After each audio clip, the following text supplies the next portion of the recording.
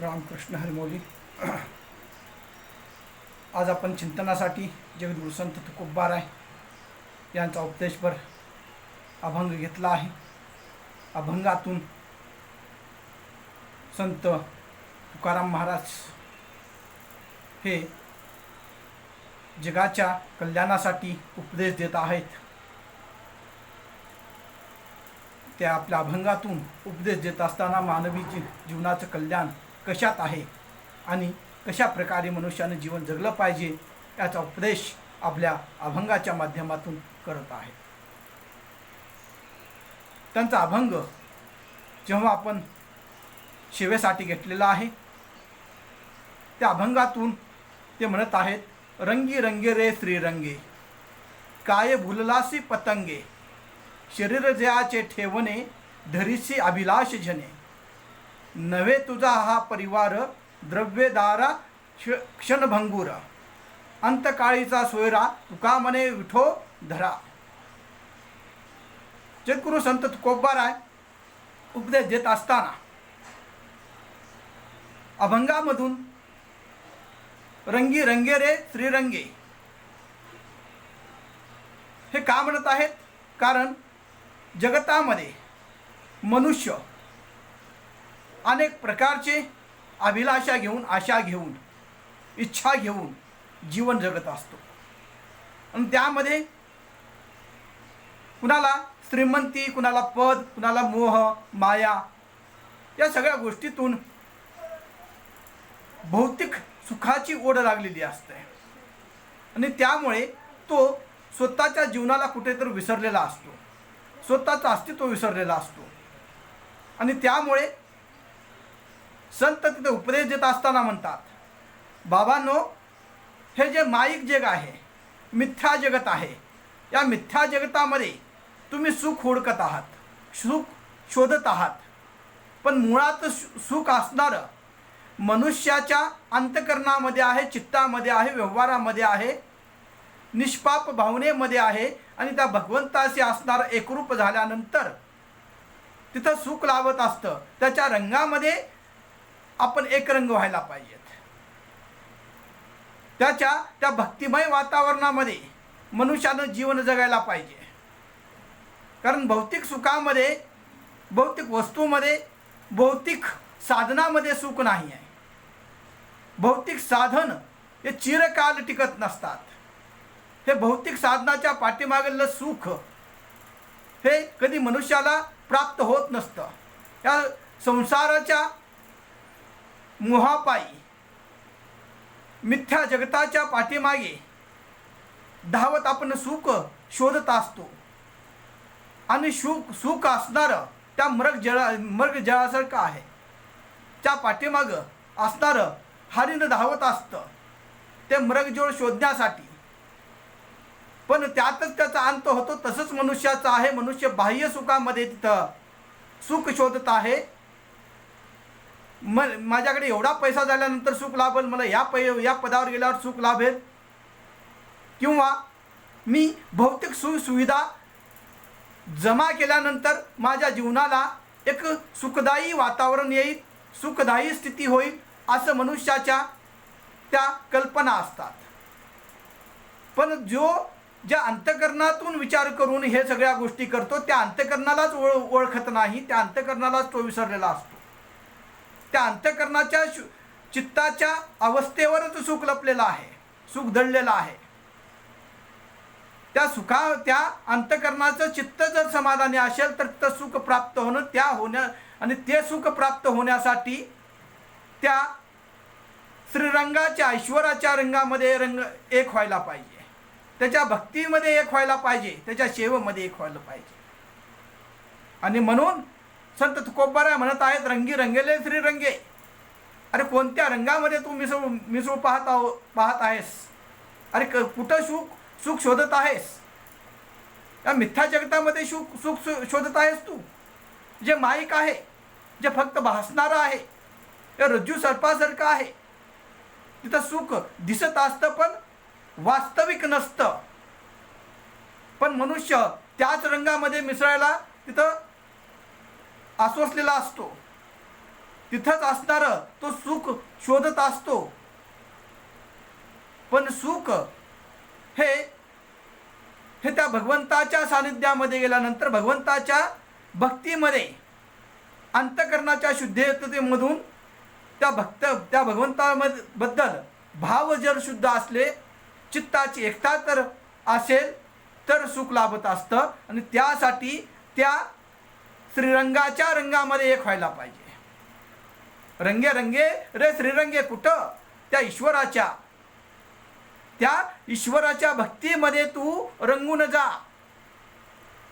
संत तुकोबाराय उपदेश देत असताना या जगतामध्ये मोहाच्या पाठीमागे लागून किंवा संसारिक सुखाच्या पाठीमागे लागलेल्या त्या मानवाला वास्तविक सुखाची जाणीव करून देत असताना म्हणतात, अरे रंगी रंगले श्रीरंगे, अरे तुला रंगायचं आहे, तुला रंगायचं आहे, मिसळायचं आहे. तर त्या भगवंताच्या रंगामध्ये, भगवंताच्या नामस्मरणामध्ये, भगवंताच्या कीर्तनामध्ये आणि भगवंताच्या त्या स्वरूपामध्ये तू एक होऊन जा, मिसळून जा. तिथं खरं सुख आहे. आणि असं सांगत असताना तुकोबाराय म्हणतात की काय भुललासे पतंगे, जसं पतंग कीटक त्या फुलाच्या इर्द गिर्द घुमत असतो, त्याचा सुगंध त्याला चांगला वाटू लागत असतो, सुगंध त्याला आकर्षित करत असतो. आणि त्या कोमल पुष्पावर बसून असणार तो भुंगा पतंगा त्याला कुरतडत असतो. आणि शेवटी त्या फुलामध्येच, त्याच्या सुगंधामध्ये जाऊन त्या पाकळ्यामध्ये बंद होऊन आपलं जीवन नष्ट करून घेत असतो, त्याचं जीवन संपत असतं महाराज. तसंच या संसारिक सुखामध्ये आहे. या संसारिक कोणत्याही गोष्टीमध्ये सुख लपलेलं नाही. सुख म्हणता म्हणता मनुष्याचं जीवन संपतं, पण त्याची कधी भावना तृप्त होत नसते. कोणत्याही मनुष्याची कधी भावना तृप्त झालेली नाही. त्याला तिथं सुख प्रत्येक वेळेस वाटत असतं की मी हे गोष्टी केल्यानंतर मला सुख मिळेल. पण सुखाची कल्पना मनुष्य जेव्हा भौतिक संसारामध्ये हुडकू लागतो तेव्हा कसं सुख लाभेल? सुख हे वास्तविक सुख आमच्या जवळ आहे, आमच्या विचारात आहे, आमच्या या चित्ताच्या शुद्धतेमध्ये आहे. आणि म्हणून संत तुकोबाराय म्हणतात, या भौतिक सुखामध्ये, संसारामध्ये मनुष्य सुख शोधत असतो, पण तिथं सुख नाही आहे हे माहिती असतं. पण मायाचा पगडा एवढा बसलेला असतो की प्रत्येक वेळेस वाटतं की मी हे पद मिळवल्यानंतर, एवढा पैसा मिळवल्यानंतर मला सुख लाभेल.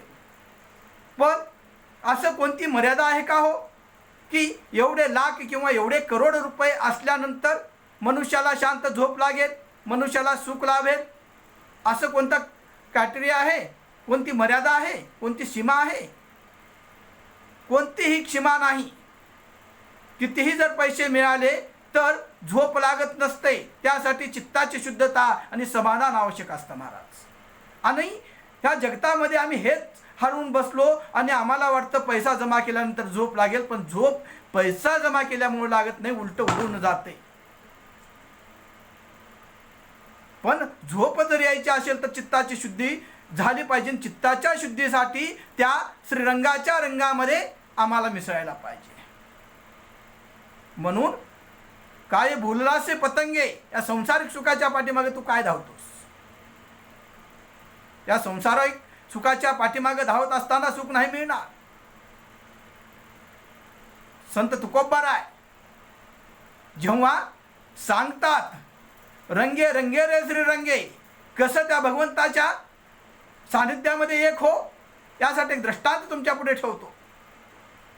दृष्टांत ठेवत असताना कोणत्या प्रकारे मनुष्य तिथं भगवंताशी एकरूप झाला पाहिजे, या दृष्टांतातून आपण पाहत असताना पुरातन काळामध्ये मोबाईल नव्हते, भ्रमणध्वनी नव्हता. आणि नवीन नवरी जेव्हा घरामध्ये येत असे तेव्हा घरी सासू सासरे असताना त्यांच्यापुढे आपल्या नवऱ्याला बोलण्याची हिंमत त्यांची होत नव्हती. तत्कालीन स्थिती सांगतो मी. नवऱ्याला नावानं तर बोलवणं शक्यच नव्हतं. आणि या अवस्थेमध्ये तसंच एक नवीन जोडपं, लग्न झालेलं, नवरा शेतकरी, पण कित्येक दिवस झाले नवरा बायकोला बोलणार, बायको नवऱ्याला बोलणार, घरी सासू असे. जर काही सांगायचं झालं तर बायको सासूपाशी सांगे, सासू आपल्या मुलाला सांगे, मुलाला काही सांगायचं झालं तर आपल्या आईला सांगे, आई आपल्या सुनाला सांगे. असंच बरेच दिवस चालत राहिलं. नवीन नवरा नवरी, पण कित्येक दिवस झाले या दोघांचं बोलणं नव्हतं महाराज. मग एक दिवस सासू काही कामानिमित्त बाहेर गेलेली होती, नवरा शेतामध्ये गेलेला होता. एकादशीचा दिवस आणि त्या सज्जन शेतकऱ्याची बायको असणारी फराळाचं घेऊन शेताला गेलेली आहे. आणि तिथे घोडे चरत होते महाराज. आता एवढे दिवस कधी नवऱ्याला बोलली नाही, नवऱ्यानं बायकोला बोलली नाही, परंतु आज सासू गावाला गेल्यामुळे या नवरी बाईला डोक्यावर टोपले घेऊन नवऱ्याकडे जावं लागलं. नवरा झाडाखाली बसलेला आहे, दुपारची वेळ झालेला आहे, नवरा फराळाला बसलेला आहे. आणि त्यावेळेस एकाएक असणारं त्या शेतकऱ्याचं घोडं सुटलं आणि ते शेंगाच्या रानामध्ये जाऊ लागलं. त्यावेळेस एकादशी असल्यामुळे नवऱ्याला तिथं दिसलं की घोडं शेंगाच्या रानात जात आहे. त्यामुळे तो आपल्या पत्नीला म्हणाला, उठ आणि जा ते घोडं हाण. पत्नीला एवढा आनंद झाला आणि ती त्या पतीचा तो शब्द ऐकली तिनं आणि तिला ध्यासच लागला. कधी नाही बोललं घोडं हाण म्हणलं, कधी नाही बोललं घोडं हाण म्हणलं, कधी नाही बोललं घोडं हाण म्हणलं. हे तिच्या चित्ताची एकता झाली महाराज. जसं या पत्नीच्या चित्ताची एकता पतीनं बोलल्यामुळे झाली, तसेच या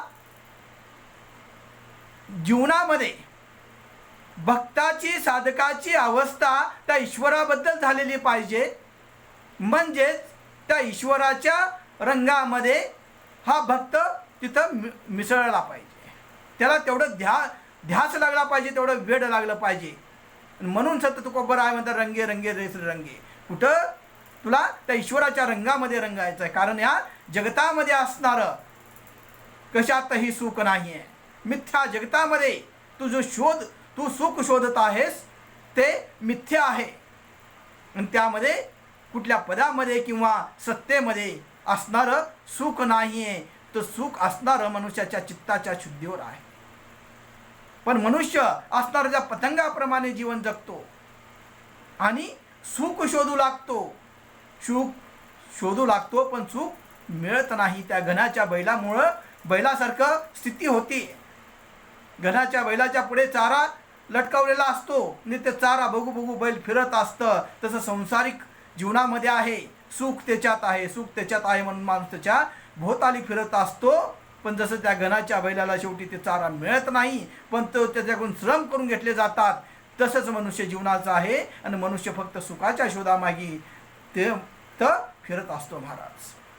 आणि म्हणून मनुष्याच्या जीवनामध्ये सुख या संसारिक वस्तूमध्ये नाही, पदामध्ये नाही, पैशामध्ये नाही, तर अंतःकरणामध्ये आहे. म्हणून तिथं संत तुकोबराय उपदेश देतात, रंगी रंग रे श्री रंगे, काय भुललास पतंगे हा बाह्य स्वरूपाला तू काय भुललास. अरे मानवा, अरे साधका, तू त्या ईश्वराच्या शरणाने जा, त्याच्या रंगामध्ये मिसळ. शरीर जयाचे ठेवणे धरीलाशी अभिलाष जने. हे शरीर, ज्या शरीराला तू एवढं महत्त्व देतोस, ज्या शरीराच्या जोरावर तू अनेक अभिलाषा मनामध्ये ठेवतोस, अनेक इच्छा धारण करतोस, पण हे शरीरही पंचतत्वापासून बनलेलं आहे आणि ते एक दिवस पंचतत्वात विलीन होणार आहे. शरीराची अवस्था एकसारखी राहत नसते.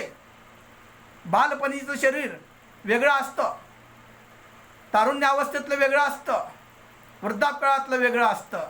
आणि शरीराची अवस्था बदलत जाते. जे स्थिर नसतं, पण तरी पण त्या शरीरावर आम्हाला गर्व असतो आणि त्या शरीराच्या जोरावर असणारं आमच्या मनात विविध अभिलाषा जागृत होतात. यदुराजाने तर आपल्या पुत्राचे विवाहावस्थाच मागून घेतली होती या शरीराच्या मोहापायी. आणि म्हणून शरीर जयाचे ठेवणे दरीशी अभिलाष जने.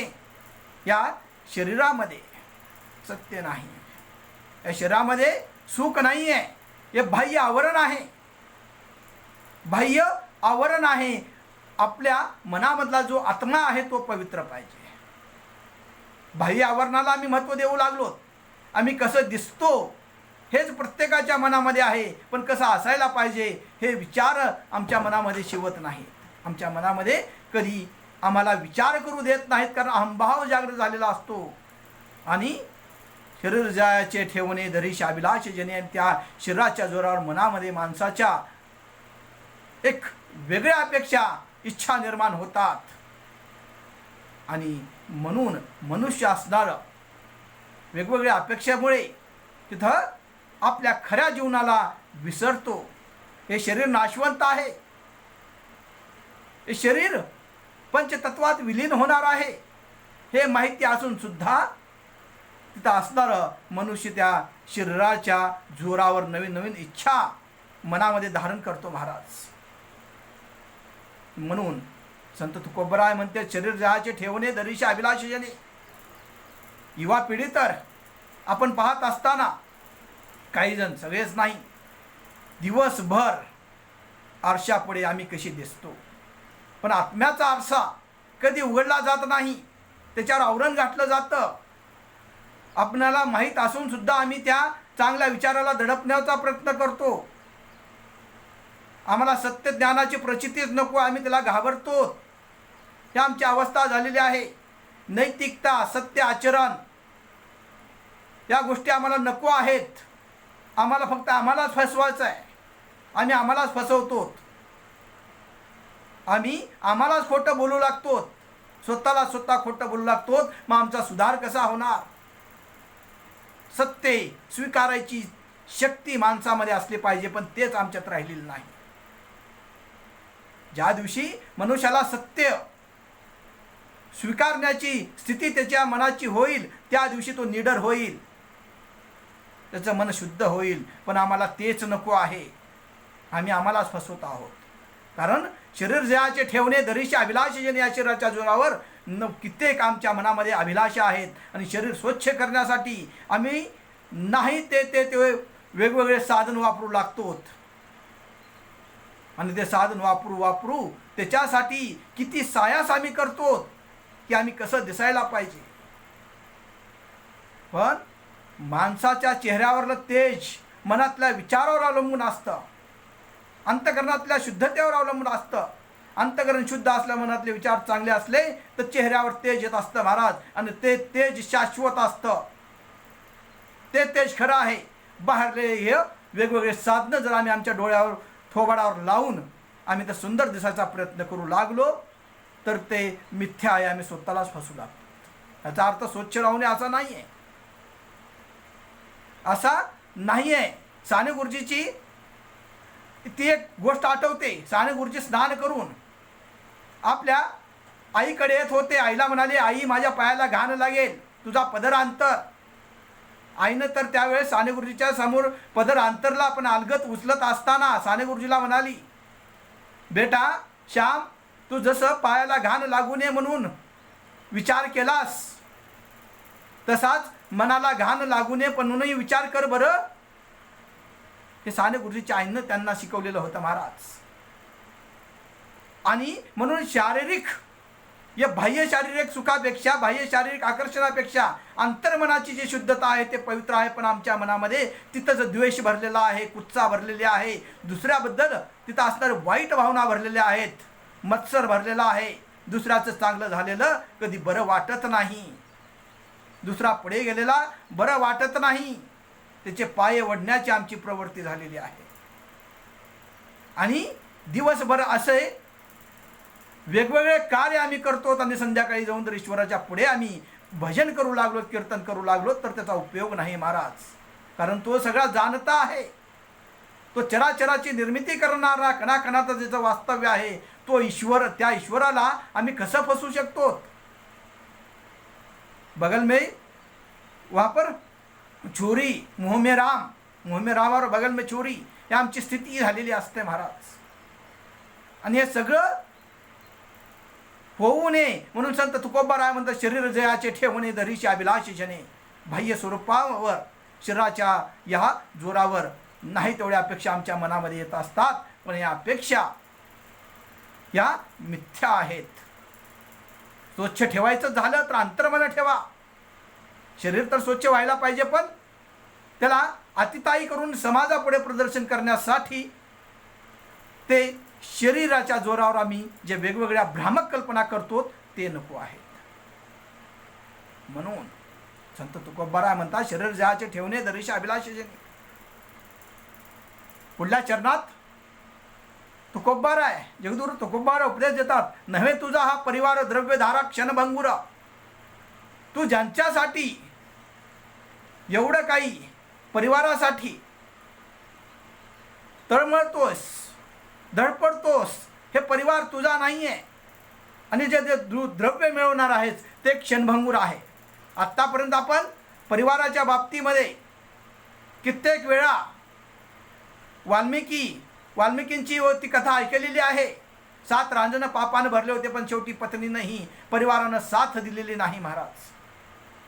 ही कथा आपल्याला माहिती आहे, पण अनुकरणीय नाही आहे. ज्ञात आहे पण अनुकरणात नाही आहे. म्हणून आपण फक्त द्रव्याच्या पाठीमागे, द्रव्य मला पैसा पैसा पैसा, पण जो क्षणभंगूर आहे. मनुष्याच्या शेवटी तिथं त्याच्या अंगावर घातलेलं नवीन कापड कफनही बरोबर येत नाही, आच्छादनही बरोबर येत नाही. माणसं तर सोडाच. आजकालची तर स्थिती बघा, परिवार सुद्धा येऊ शकत नाही त्या जागेपर्यंत. ही माणसाची स्थिती झाली, तरीही मनुष्य त्या द्रव्याच्या पाठीमागे लागत असताना किती नाना प्रकारने, किती तऱ्हेने पैसे कमवण्याचा प्रयत्न करतो. मेलेल्या मुर्द्यावरही पैसे कमवण्याची क्रिया चालू आहे काही ठिकाणी. इथपर्यंत माणूस आपल्या स्वतःला फसवतोय आणि पैसा कोणत्याही मार्गाने कमवण्यासाठी तो धडपडत आहे. आणि अशा मार्गाने कमवलेला पैसा आपण आपल्या परिवारासाठी जेव्हा वापरतो, तेव्हा परिवारावर काय संस्कार होतील आणि परिवारची जडणघडण कसं होईल. कारण एखाद्याच्या तळतळामधून, एखाद्याच्या शापामधून, एखाद्याच्या मेहनतीमधून कुणाच्या तरी तिथं शोषण करून कमवलेला पैसा हे समाधान देऊ शकेल का, सुख देऊ शकेल का, तुमच्या अंतर्मनामध्ये ते समाधान लाभेल नाही. तरी पण माणूस त्या द्रव्याच्या पाठीमागे लागतो. कशासाठी? तो परिवारासाठी. कोणी कुणाचं नसतं. सब सुख के साथी दुख में ना कोई. ही अवस्था समाजाची आहे. आणि याचं उदाहरण, याचा दृष्टांत पाहायचा झाला तर आपल्याला तो एक दृष्टांत आठवतो. रामदास स्वामी ज्यावेळेस फिरत एका गावामध्ये गेले असताना त्यांच्या पुढे एका परिवारामधून कल्लोळ ऐकू आला, रडण्याचा आवाज ऐकू आला. आई रडत होती, पत्नी रडत होती, मुलगा रडत होता. रडत असताना रामदास स्वामी तिथं भिक्षासाठी गेलेले आहेत. त्यावेळेस मोठे संत म्हणून त्यांच्या पत्नीचं, आईचं, मुलाचं, सगळ्याचं रडणं हे ऐकू लागले. आणि जेव्हा लोकांनी विनंती केली, तुम्ही एवढे मोठे संत आहात तर काहीतरी करा. रामदास स्वामींना सत्य समाजाच्या समोर आणायचं होतं. त्यांच्याजवळ एक पोळी होती. ते म्हणाले, ठीक आहे, मला तुमचं कुणाचं दुःख सहन होत नाही, पण यावर एक पर्याय आहे. ते माझ्या हातामध्ये जे औषध आहे, हे औषध मी ज्या व्यक्तीला देईन त्या व्यक्तीचा मृत्यू होईल आणि जो मृत्यू शय्यावर आहे तो जागृत होईल महाराज. असे म्हणून रामदास स्वामींनी पुढी असणारी औषधी पुढी समोर केली. पत्नी म्हणाली, आता मी घेतले असते, पण गेलेलं गेलं. माझ्या मुलाचं भवितव्य समोर आहे, भविष्य समोर आहे. आता झालेली घटना जाऊ द्या, होऊ द्या. परिवारातला प्रत्येक सदस्य असणारा अंग काढून घेऊ लागला. त्या पुढेमध्ये काही नव्हतं, फक्त असणारं साखर होती महाराज. पण सत्य समोर ह्याप्रमाणे आलं म्हणून याप्रमाणे कोणीही तयार नव्हतं ते पुडी खायला. थोडी घ्यायला आणि खायलाही तयार नव्हतं. म्हणजेच या परिवारामध्ये हे कोणी कुणाचं नव्हे नव्हे तुझा हा परिवार द्रव्यदारा क्षणभंगुर. य पैसे पैसे म्हणतोस ते तुझे नाही आहेत, हे सत्य नाही आहे, मिथ्या आहे. ते पैसे प्राप्त करण्यासाठी द्रव्य द्या परिवारासाठी तू प्राप्त करू इच्छितोस तेच सत्य नाही. त्यामुळे हे साधका, हे मनुष्या, तू हे सगळं सोडून रंगे रंगे रे श्री रंगे तू त्या ईश्वराच्या भक्तीमध्ये लीन जा. कोब्बाराय आपल्या शेवटच्या चरणामध्ये म्हणतात, अंतकाळीचा सोयरा तुका म्हणे विठोदरा. अरे अंतकाळी मनुष्याला कशाची गरज आहे? त्या विठोबाची गरज आहे. तोच तुमचा सोयरा आहे, तोच आधार देणारा आहे, त्याच्या जवळच असणारा सर्व सुख आहे आणि तोच मदत करतो. म्हणून असणारा त्या भगवंताच्या त्या रंगामध्ये तू मिसळ, एक हो, एकत्र हो. जसं वात आणि ज्योती एक होते, पाणी आणि मीठ एक होतं, साखर आणि दूध एक होतं आणि दुधाला मंथन केल्यानंतर लोणी निघतं. तसंच ईश्वराची भक्ती केल्यानंतर, त्या भगवंताची भक्ती केल्यानंतर त्याच्या रंगामध्ये आम्ही जर मिसळलो तर जसं लोण्यातून दुधातून मंथन केल्यानंतर लोणी निघतं आणि तुपात रूपांतर होतं, तसंच आमच्या जीवनाचं कल्याण होतं महाराज. म्हणून संत तुकोबाराय जगताला उपदेश करत असताना या जगतामध्ये सुख कशात आहे त्याचा उपदेश अभंगाच्या माध्यमातून करत आहेत. अरे धन धन, किती धन. रावणापासे सोन्याची लंका होती. रावण लंकेश सोन्याची लंका होती, पण काय उपयोग झाला? काही नाही. पण मनुष्याचा हा मोह सुटत नाही आणि तो मिथ्या जगतामध्ये सुख शोधत असतो. म्हणून संत तुकोबाराय आपल्या अभंगातून उपदेश देत आहेत. या माईक आणि मिथ्या जगतामध्ये सुख जे आहे मनुष्याच्या चित्तावर अवलंबून आहे आणि जेव्हा मनुष्य ईश्वराच्या भक्तीमध्ये लीन होतो तो 3 तापातून मुक्त होतो. त्याच्यामध्ये सत्वगुण निर्माण होतात, रजोगुण तमोगुण निघून जातात. सत्वगुणाची निर्मिती त्या ईश्वराच्या सानिध्यामध्ये गेल्यामुळे होते आणि मनुष्य जीवनाचं कल्याण होतं. पण या भौतिक सुखामध्ये वावरत असताना, बाह्य जगतामध्ये वावरत असताना आज आमच्या मूळ संस्कृतीमध्ये जे आम्हाला ज्ञान दिलेलं आहे, जे वेदात ज्ञान दिलेलं आहे,